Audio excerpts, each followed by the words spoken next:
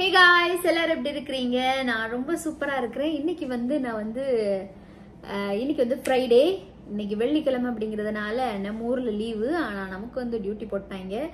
So நாளைக்கு வந்து என்ன லஞ்ச் கொண்டு போகலாம் அப்படின்னு சொல்லிட்டு வந்ததுமே ப்ரிப்பேர் பண்ணியாச்சு. ப்ரிப்பேர் பண்ணி அதை நாளைக்கு எடுத்துட்டு போறதுக்கு யூஸ்வலாக வந்து குக் பண்ணி ஒரு 4 நாள் வச்சு அதை 4 நாளும் ஒவ்வொரு டேயா அப்படி எடுத்துட்டு போவேன். இன்னைக்கு என்னமோ தெரியல, கொஞ்சம் மனசு குக் பண்றதுக்கு நல்லா இருந்தது, அதனால குக் பண்ணியிருக்கிறேன். என்ன குக் பண்ணியிருக்கிறேன் அப்படின்னு சொல்லிட்டு பார்க்கலாம்.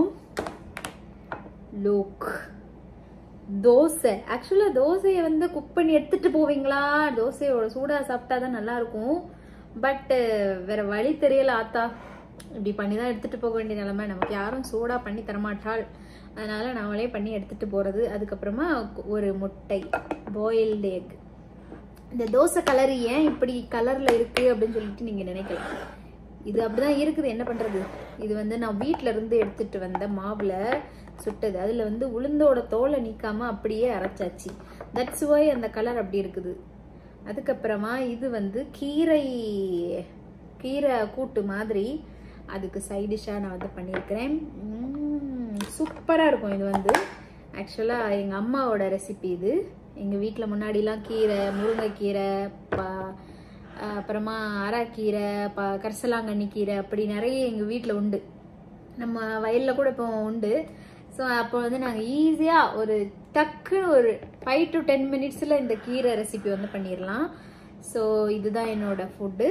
அதுக்கப்புறமா இதில் வந்து மார்னிங் பிரேக்ஃபாஸ்ட் வச்சுருக்கிறேன். இது வந்து மதியம் சாப்பிட்றதுக்கு. அதுக்கப்புறமா இது வந்து காலையில் சாப்பிட்றதுக்கு. காலையில் பிரேக்ஃபாஸ்ட் என்ன அப்படின்னா, ஜஸ்ட் ஒரு ஆப்பிளும் ஒரு ஆரஞ்சு பழமும் கட் பண்ணி வச்சுருக்கிறேன்.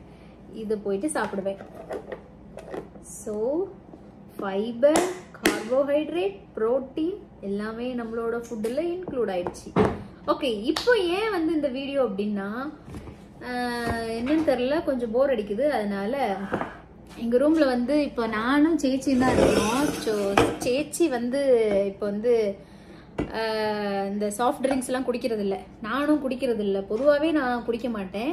ஸோ இது வந்து டியூட்டி வேலை பார்த்துட்டு இருக்கும்போது ஒரு பேஷண்ட் வந்து கொடுத்தாங்க. இதெல்லாம் பேஷண்ட் சிட்டர்ஸ்லாம் இந்த 3 பெப்சியும் வந்து அப்படி ஃப்ரீயாக கிடச்சிது.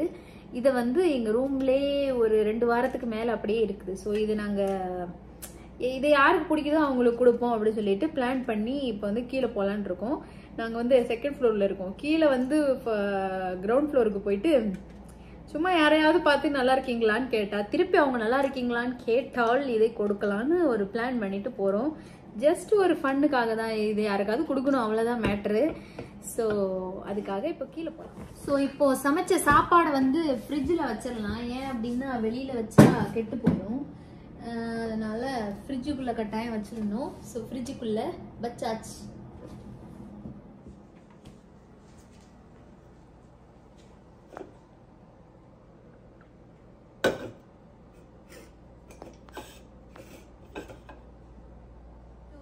கூட தான் நாங்க இப்போ இந்த பெப்சிய தூக்கிக்கிட்டு கீழே போக போறோம். Sachi, hold on. Take 2, I will hold 1 and I will hold camera. ஒரு மாதிரி கிரேசியா தான் இருக்குது, ஆனாலும் நல்லா தான் இருக்குது. என்னமோ தெரியல, மனசு சரியில்லை. இது வந்து இந்த லிஃப்ட்ல லைட் எரியல. ஆனால் அந்த லைட் ஏரியல்னு ஒரு வாரமாக தெரியும். ஆனாலும் இது ரிப்போர்ட்டே பண்ணாமல் அப்படியே கிடக்குது. அது ஏதோ தெரியல, ஏதோ ஒரு மிருகம் வந்து இந்த இதில் இடிக்கிறதுனால தான் வரும். எனக்கு என்னமோ இந்த பக்கத்தில் இருக்கிற மிருகம் இடிச்சா லைட் ஆஃப் ஆச்சுன்னு நினைக்கிறேன். எனக்கு என்னமோ ஓ மேலதான் பெரிய சந்தேகம். 2 வருஷத்துல இந்த அம்மா இடிச்சு 1 வருஷம் ஆஃப் ஆயிருக்கு அந்த லிஃப்ட்ல உள்ள லைட்டு. எப்படி மாட்டியிருக்கோம் பாருங்க. எங்கள் ஹாஸ்டல் நைட் வியூ நல்லா இருக்குதா? நல்லா இருக்குல்ல? அந்த சந்திரமுகி படத்தில் வர பில்டிங் மாதிரியே இருக்குல்ல? சூப்பராக இருக்கும் எங்கள் ஹாஸ்டல். ஆனால் என்ன, உள்ளக்க மனுஷங்க இருப்பாங்க, ஆனால் வெளியில் பார்க்கவே முடியாது யாரையுமே. இப்போ நாங்கள் வந்து இப்படி யாருமே இல்லாத ஆளில்லா காட்டில் யாரையாவது பிடிக்கலாம் அப்படி சொல்லிட்டு வந்துட்டுருக்குறோம். யாராவது மாட்டுவாங்களான்னு பார்ப்போம். மணி வேறு நேரம் ஆகிட்டு, எல்லாம் டியூட்டிக்கு போகிற நேரமாக இருந்தால் நல்லா இருந்திருக்கும். இப்போ வந்து டியூட்டியும் முடிகிற நேரம் ஆகிடுச்சு. பார்ப்போம், நம்ம இங்கே வந்து உட்காரலாம். இப்படி கூடி வந்து வருவாங்க டியூட்டி முடிச்சுட்டு. ஸோ யாரையாவது பிடிச்சி இன்றைக்கி ஃபன் பண்ணுறோம். பூனையை பாருங்கள், பூனை இங்கே உள்ள பூனைங்க முரட்டு பூனைங்க நம்மளையே கொல்ற மாதிரி பின்னாடியே வெரைட்டி சோறுலாம் கேட்கும். நாமளே பிச்சை எடுக்கணும்னு அதுங்களுக்கு தெரியாது. இந்த பூனை க்யூட்டாக இருக்குது பாருங்க. இந்த மாதிரி நிறைய காட்டு பூனைங்க இங்கே நிறைய உண்டு, பெரிய பெரிய பூனைங்க. இங்கே ஹாஸ்டல் நைட் வியூ பாருங்க எப்படி இருக்குன்னு சொல்லிட்டு.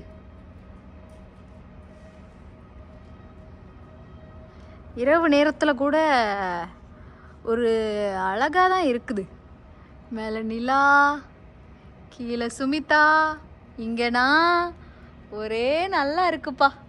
இந்த பாருங்க, ஒவ்வொரு பில்டிங்லேயும் பாருங்க மக்கள் யாருமே இருக்க மாட்டாங்க. இவ்வளோ பெரிய பில்டிங் கட்டி போட்டிருக்காங்க, ஆனால் ஒரு ஆளையுமே காணோம். ஒரு 2-3 பேர் அப்படி எப்படி இருப்பாங்க. அந்தோ அங்கே தெரியுது பாருங்க, அங்கே வந்து ஒரு 3 பேர் உட்காந்துருக்காங்களா. ஸோ இது வந்து மெயின் ரோடு மாதிரி நடுவில் இருக்குது ஹாஸ்டலுக்குள்ளே. ஆனால் அவ்வளோ மக்கள் நடமாட்டமே இருக்காதுங்க இங்கே வந்து. அதே பாதி ஸ்ட்ரெஸ்ஸு. நாங்கள் வந்து அப்பப்போ சும்மா அப்படி சுற்றுறதுக்காக வருவோம். நம்ம நேரம் ஒருத்தனையுமே காணோம், ஒரு ஆளையும் காணோம். ஐயையோ, தெரியாதனமாக நம்ம வந்து ஒரு பிளான் பண்ணி வந்துட்டோமோன்னு தோணுது. பார்ப்போம், யாரோ ஒருத்தங்க அங்கே வராங்க, இங்கே வருவாங்களான்னு தெரியாது, பார்ப்போம். அதோ ஒருத்தங்க வராங்க பாருங்க, அது நம்மளா என்னன்னு தெரியல, பார்ப்போம். இந்த பக்கம் வருவாங்களா, அங்கேயே முடிச்சுட்டு போயிடுவாங்களா, அதுவும் தெரியலை, பார்ப்போம். அங்கேருந்து வரதை பார்த்தா நடைய பாரு, இந்தியன் மாதிரி தான் தெரியுது. மெல்பி ஊருக்கு போயிட்டாளா? மெல்பி சிச்சு ஊருக்கு போயாச்சு. இது ஏதோ இந்தியன் தான் வராங்கன்னு நல்லா தெளிவாக எனக்கு தெரியுது. ஐயோ, டேர்ன் ஆகிட்டாங்களே. போச்சு, இங்கே வரல. சரி, அப்படி சொல்லு, நடக்கிறதுக்காக போகிறாங்க போல். ஆனால் அது இங்கே இந்தியன் கிடையாது. சரி, ரைட்டு, நம்ம வேற யாரையாவது மாட்டுறாங்களான்னு பார்த்துட்டு இருக்கோம். ஒரு நாதியும் காணும். தெரியாத நேரத்தில் இந்த பிளான் பண்ணிட்டோமோன்னு எனக்கு தோணுது. நான் வந்து கதவை திறந்தா யாராவது போயிட்டு இருந்தா பிடிச்சி இதை கொடுத்துடலான்னு நினச்சேன். ஆனால் சரி, இதே ஒரு வீடியோவாக எடுக்கலான்னு நினச்சது ஏன் குத்தமா அப்படின்ட்டு இருக்கு. ஓகே, நம்ம ஒரு ஸ்டோரி பேசலாம். என்ன தெரியுமா சிச்சி, நீயும் கேளு. என்ன தெரியுமா, நான் வந்து இதுக்கு முன்னாடி லேபர் வார்டில் வேலை பார்த்தேன். அப்போ வந்து அது ஒரு கலை, லேபர் வார்டில் வேலை பார்க்குறது. எப்படின்னா, அந்த ஃபர்ஸ்ட் டைம் ப்ரெக்னென்ட் ஆகி அப்படி அந்த ரூமுக்குள்ளே அப்படி நுழையும் போது வெளியில் மாமியார், மாமனார், அப்புறமா வீட்டுக்காரங்க, இவங்க எல்லாரும் சொந்தக்காரங்கள்லாம் இருப்பாங்க. அப்படி ஒரு சாமியை உள்ளே அனுப்புகிற மாதிரி பூ பொட்டு சாமி கும்பிட்டு அப்படியே உள்ளக்கு அனுப்பி வைப்பாங்க. அப்படி உள்ளக்கு அவங்க வரும்போது ஒரு இனிஷியலாக ஒரு பயத்தோட வருவாங்க, மங்களகரமாக வருவாங்க. மங்களகரமாக பொட்டு பூன்னு வச்சுட்டு வருவாங்க. உள்ளக்க வந்துட்டு அந்த ஒரு ஏர்லி ஃபேஸ் இருக்குல்ல, அந்த ஒரு 6 hours வந்து அந்த வலி ஒன்றும் அவ்வளவா கிடையாது, அப்போ லேசாக இருக்கும். அப்போ ஒரு ஜாலியாக சிரிச்சு சிஸ்டர்னு பேசுவாங்க. அதுக்கப்புறமா அந்த ஆக்டிவ் ஃபேஸுக்குள்ளே போவாங்க பாரு. அந்த ஆக்டிவ் ஃபேஸ் ரொம்ப வலி வந்துடும்ல அந்த டெலிவரிக்கு நியர் போனப்போ. அப்போ இதில் வந்து 2 கேட்டகரி இருக்குது. ஃபர்ஸ்ட் பிரைமி வரவங்க வந்து ஃபர்ஸ்ட் ப்ரெக்னென்சியில் வரவங்களுக்கு ரொம்ப பயமாக இருக்கும். அந்த செகண்ட் ப்ரெக்னென்சியில் வரவங்க அடப்பங்கடா நான் இதெல்லாம் சாப்பிட்டு முடிச்ச ஆள் தான் அப்படின்னு சொல்லிட்டு 2வது வரவங்க அந்த ஒரு பயமே இருக்காது, ஜாலியாக வருவாங்க. இந்த ஃபர்ஸ்ட் கேஸ் இருக்குதே, அவங்கள வந்து இந்த 25க்குள்ளே மேரேஜ் ஆகிருந்தது அப்படின்னா ரொம்ப அவங்களுக்கு அந்த பெயின் டாலரன்ஸ் வந்து கம்மியாக தான் இருக்கும். மோர் தென் 25 அப்படி இருந்துச்சுன்னா ரொம்ப பிரச்சனை கிடையாது. அதுவும் பிலோ 20 இருந்தது அப்படின்னா, குழந்தை வருது புஷ் பண்ணுங்கம்மா அப்படி சொன்னால் கூட அவங்க வந்து எனக்கு வேண்டாம், எனக்கு என்னம்மா இப்போ வந்து வேண்டான்ற அப்படின்னு நமக்கு கேட்க தோணும். ஆனாலும் அந்த நேரத்தில் முக்கியமா வரட்டும் குழந்தை அப்படின்னு சொல்லிட்டு சொல்ற மாதிரி இருக்கும். ரொம்ப நிறைய 20க்கு முன்னாடி அப்படி பிரெக்னென்ட் ஆகி வந்தாங்கன்னா ரொம்ப அந்த அண்டர்ஸ்டாண்டிங் லெவல் இருக்காது. சரி, இப்போ இந்த ஆக்டிவ் ஃபேஸுக்குள்ள போயாச்சு. கொஞ்சம் சாப்பிட்டு போறேன்.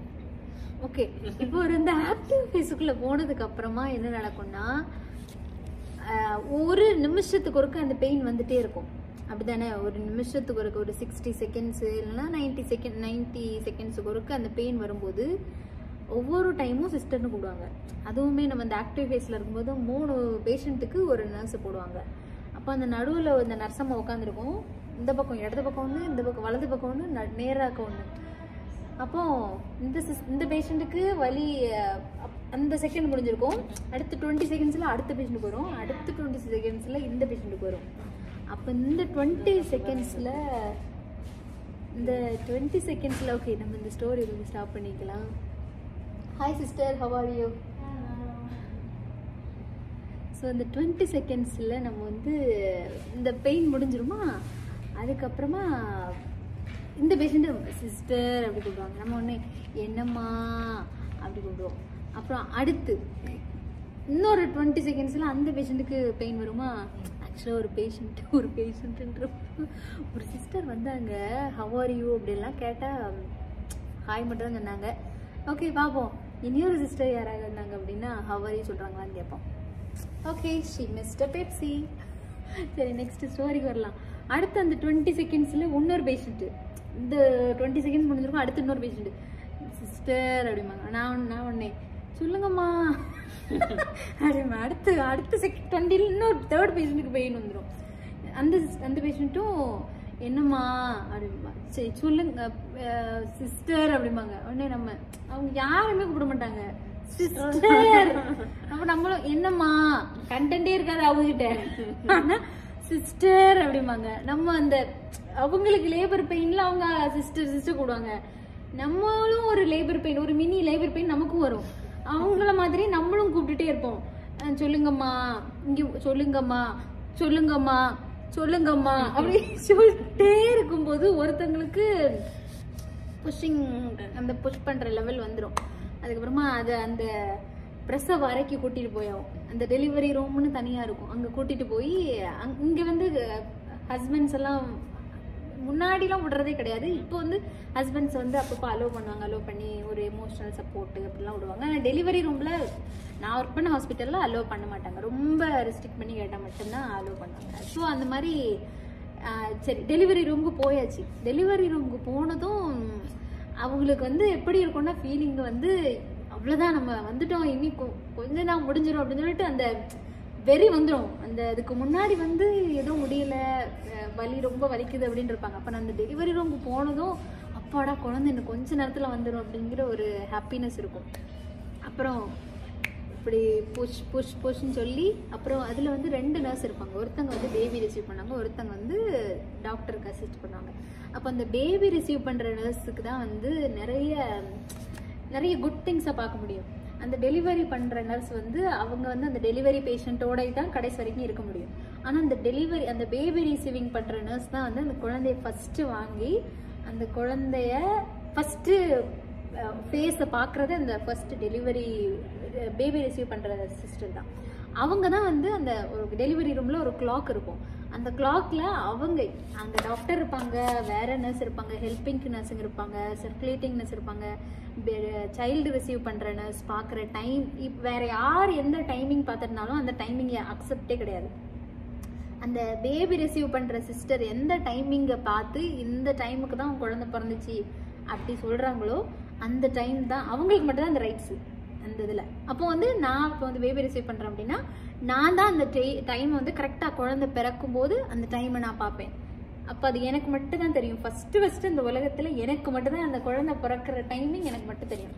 அப்போ அது வந்து யாருக்குமே சொல்ல மாட்டேன். பேபியை ரிசீவ் பண்ணிவிட்டு நம்ம போய் அந்த ஃபஸ்ட்டு எய்ட் பண்ணுவோம்ல பேபிக்கு, அந்த ஃபஸ்ட்டு கிளீனிங் ப்ராசஸ் அப்படிலாம் முடிஞ்சிடும். அது முடிஞ்சதுக்கப்புறமா ஒரு அந்த மதர்கிட்ட பேபியை ரிசீவ் பண்ணதுமே மதர்கிட்ட காட்டுன உடனே அவங்களுக்கு இருக்கிற அந்த ஹாப்பினஸ், அந்த குழந்தை மேலே அப்படி இப்படி என்னமோ லிக்விடெல்லாம் இருக்கும். ஆனால் அது எதுவுமே அந்த நேரத்தில் எதுவுமே அசிங்கமாக தெரியாது. எல்லாமே அன்பாக இருக்கும். எல்லாமே ஒரு அன்போடு அப்படி அவங்க அந்த அந்த அந்த இதெல்லாமே இருக்கும்ல, அம்னியோட்டிக் ஃப்ளூயிட் எல்லாமே இருக்கும். அதோடய கிஸ் பண்ணிப்பாங்க, ஹக் பண்ணிப்பாங்க அந்த மாதிரி. அது ஒரு சூப்பராக இருக்கும் பார்க்கவே. ஓகே, அந்த ப்ராசஸ் முடிஞ்சிருமா. அதுக்கப்புறமா அந்த ஃபைனல் என்ன நடக்கும்னா, அந்த டெலிவரி முடிஞ்சு பேபி எல்லாம் முடிஞ்சதுக்கப்புறமா மதர் வந்து அந்த ஸ்டிச்சஸ்லாம் பண்ணுவாங்க. எபிசியாட்டமி பண்ணுறதுனால ஸ்டிச்சஸ் பண்ணுறதுல இருப்பாங்க. ஆனால் அந்த ஃபேமிலி வெளியில் வெயிட் பண்ணிட்டு இருக்கும் பாரு, அந்த குழந்தைய காட்டுறதுக்கு கைனகாலஜிஸ்ட் வந்து கண்டிப்பாக வருவாங்க. அந்த ஓபிஜி OBG டாக்டர் வந்து வருவாங்க. இப்போ வந்ததும் நம்ம தான் அந்த குழந்தைய கேரி பண்ணியிருப்போம். ஃபஸ்ட்டு நம்ம கேரி பண்ணுறது அந்த பேபி ரிசீவிங் சிஸ்டர் தான் கடைசி வரைக்கும் இருக்கணும். அப்போ அந்த பேபியை கையில் வச்சுட்டு அந்த ஃபேமிலி வருவாங்க. அவங்களுக்குன்னு ஒரு பேர் இருக்கும்ல, அந்த பேரை சொல்லி அவங்க வீட்டில் யார் இருக்காங்க வாங்க அப்படி சொல்லி கூப்பிடுவோம். அது வரைக்கும் அவங்களுக்கு தெரியாது யார் குழந்தை பிறந்திருக்கு, எதுக்குமே தெரியாது. அப்போ ஒவ்வொரு முறையும் நம்ம வெளியில் யாரையாவது ஒருத்தவங்களுக்கு கூப்பிடும்போது அந்த வெளியில் இருக்கிறவங்களுக்குலாம் தோணும் குழந்தை பிறந்துடுச்சா அப்படின்னு நினைப்பாங்க. அந்த ஏக்கம் இருந்துகிட்டே இருக்கும். அந்த ஃபைனல் நம்ம சும்மா ஒரு மெடிசின் வாங்கிட்டு வரது கூப்பிட்டா கூட அவங்க வந்து நினச்சிப்பாங்க குழந்தை பிறந்துடுச்சோ அப்படின்னு சொல்லிட்டு ஒவ்வொரு முறையும் அந்த இது தோணும். ஆனால் கடைசியாக ஒரு ஃபைனல் கால் நம்ம கால் பண்ணுவோம். நம்ம தான் அந்த பேபி வச்சுட்டு கூடுவோம். வாங்க இந்த இப்போ எக்ஸாம்பிள் ஒரு கவிதா கூட இருக்கிறவங்க அப்படின்னு வச்சுக்கலாம், பேஷண்ட் நேம் கவிதான்னு வச்சுக்கலாம். அப்போ அந்த கவிதா கூட இருக்கிறவங்க வாங்க அப்படி சொல்லி நம்ம கூப்பிடும் போது அவங்க வந்து வருவாங்க. நிறைய முறை ஏமாற்றங்கள் கடந்து வந்திருப்பாங்க. ஒவ்வொரு முறை கூப்பிட்டோம் நம்ம இல்லைம்மா வழி வரல அப்படின்னு சொல்லியிருப்பாங்க. அப்புறம் கடைசியாக ஒரு கால் அவங்களே டயர்டாக இருக்கும்போது அந்த பேபியோடு போயிட்டு அப்படி காட்டும் போது அவங்களுக்கு அந்த பிரிஸ்க்னஸ் எல்லாமே அந்த ஏமாற்றம் எல்லாம் போயிடும். அப்போ வந்ததும் அந்த டாக்டர் இருப்பாங்க, நம்ம குழந்தைய வச்சுட்டு இருப்போம், அவங்க ஹஸ்பண்ட் இருப்பாங்க, அப்புறமா அவங்க மாமியாரோ மாமனாரோ அவங்க குடும்பத்தில் இருக்கவங்க வந்திருப்பாங்க. அப்புறம் குழந்தைய பார்த்ததும் நம்ம கல்ச்சரில் வந்து இப்படி கையெடுத்து கும்பிடுறது, தேங்க் பண்ணுற ஒரு விதமாக அதை வந்து பார்ப்பாங்க. அப்போ நிறைய டாக்டர்ஸ் வந்து டாக்டரை பார்த்து நிறைய அவங்க பேரண்ட்ஸோ ரிலேட்டிவ்ஸோ தேங்க்யூ எல்லாமே சொல்லுவாங்க. அப்புறமா குழந்தைய பார்த்துட்டு ஆணோ பெண்ணோ எல்லாருக்குமே ஒரு ஃபர்ஸ்ட் குழந்தைய பார்க்கும்போது ஒரு எக்ஸைட்மெண்ட் இருக்குல்ல, அந்த எக்ஸைட்மெண்ட்டை வந்து பார்க்குறது வந்து எனக்கு தெரிஞ்சு இந்த நான் நர்சிங் ஃபீல்டுலே எனக்கு ரொம்ப பிடிச்சது வந்து அந்த பேபியை வந்து அவங்கக்கிட்ட காட்டும்போது அந்த உயிரை பார்த்ததும் இன்னொரு உயிர் ஹாப்பியாக ஆகுற அந்த ஃபீலிங் வந்து ரொம்ப ஃபென்டாஸ்டிக்கான மொமெண்ட்டுன்னு நான் நினைப்பேன். ஓகே, அந்த ஃபேஸ் முடிஞ்சிட்டு ஓகே இப்போ வந்து பேஷண்ட் எல்லாமே சாப்பிட்டு இந்த வார்டில் வந்து வேறு வார்டுக்கு ட்ரான்ஸ்ஃபர் பண்ணணும்னு சொல்லுவாங்க. அப்போ போல் ஒரு இன்சிடெண்ட் நடக்கும். என்ன நடக்கும்னா வெளியில் வந்து ஹஸ்பண்டு மாமியார் இருப்பாங்க, மாமியார் குழந்தை பிறந்ததும் கதை முடிஞ்சது அப்படின்னு அவங்க போயிடுவாங்க. அப்புறமா அந்த கணவனும் அந்த மனைவியும் வந்து சந்திப்பாங்க. அந்த டெலிவரி ரூம்லேருந்து நம்ம வெளியில் கூப்பிட்டு போவோம். வெளியில் ஹஸ்பண்ட் வந்து வெயிட் பண்ணிட்டு இருப்பாப்புல. அப்போ வெளியில் வந்ததும் நம்மளோட மனைவி வந்து நமக்கு ஒரு குழந்தைய கொடுத்துட்டு வெளியில் வராங்க. அப்படிங்கும்போது அந்த காதலோடு கூடிய ஒரு பார்வையோட அந்த கணவனும் மனைவிக்கு ஒரு ஒரு ஒரு அன்பு கலந்து ஒரு முத்தம் கொடுப்பாங்க. அது ஒரு காதலாக நம்ம அதை பார்க்கும்போது ரொம்ப அழகாக இருக்கும் அந்த இன்சிடென்ட்டு. அதுக்கப்புறமா அவங்க வேறு ரூமுக்கு போயிடுவாங்க. அதுக்கப்புறமா அவங்களோட கனெக்ஷன் நம்மளோட கனெக்ஷன் ஸ்டாப் ஆயிடும். அப்புறமா வார்ட் நர்ஸ் கேரி அவுட் பண்ணிப்பாங்க. ஸோ தட்ஸ் ஆல் என்னோட லேபர் ரூம் ஸ்டோரி. ஆக்சுவலாக நான் ரொம்ப மிஸ் பண்ணுறேன். அங்கே வேலை பார்த்த ஃபீலிங் வந்து எனக்கு ரொம்பவே பிடிச்சது. ஆக மொத்தம் வந்து வேலை நடக்கலை. நான் வந்து எதுக்கோ வந்து உட்காந்துருந்தேன், ஆனால் வந்ததே நடக்கவே இல்லை. என்ன பண்ணலாம்? ஆக மொத்தம் ஒரு நாதியும் காணும். ஸோ எனக்கு தெரிஞ்ச ஆளுங்க கிட்ட கொண்டு போய் கொடுத்துட்டு போய் படுக்க வேண்டியதான். நாளைக்கு டியூட்டிக்கு போகணும். இவங்களுக்காக வெயிட் பண்ணிட்டு இருக்க முடியாது. இப்போ டியூட்டி முடிச்சு 9:30 ஆயிடுச்சு. நான் வந்து பிளான் பண்ண டைமிங் வந்து மாறி போச்சு. சும்மா கொடுத்துட்டு கிளம்ப வேண்டியதான். நேரம் ஆகுது. சரி, இதுதான் வந்து ரோஸ் ரூம். ரோஸ் போய் பார்க்கலாம்.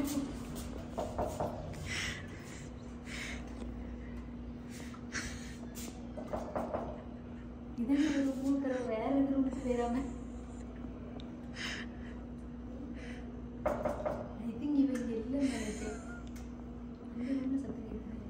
நல்லா கொட்டு ஹெட்செட் வச்சிரும். ஹலோ எடி ரோஸ் அவளே இல்லை. இதுல இல்லாதவங்கள அவங்களும் நைட்டுக்கு போயிடும்.